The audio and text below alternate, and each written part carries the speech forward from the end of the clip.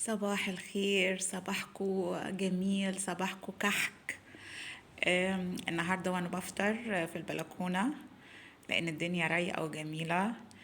كل المحلات قافلة، كل البوابين والعمال كلهم روحوا بلادهم، ينعاد عليهم بألف خير يا رب. فالدنيا هادية جدا في البلكونة، والجو جميل مش برد. حلو قوي. وقعدت كده اكل افطر، وشربت شاي وكحك. وكان كنت بدوق الكحك بتاعي اساسا، دوقته النهارده. حقيقي قد ايه حبيته قوي.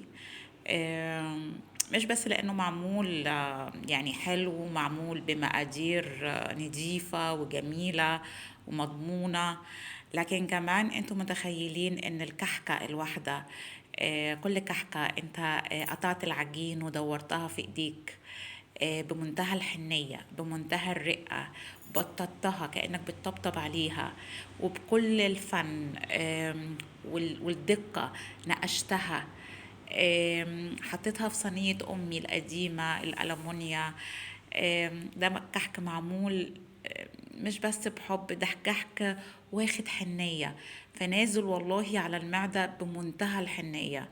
يعني انتوا هتقولي عليا ان انا رايقة او كده، هو بس الصراحة معرفش، يعني هما مقدار صغير جدا، بس عامل لي بهجة غير عادية. غير الكحك اللي معمول بالمكنات، وبالبصامة بتاعتهم دي بالمكنة، ومعمول من عامل حبيبي ده شغله. ما تعرفش بقى إذا كان مبسوط، إذا كان مجهد عشان أيام العيد.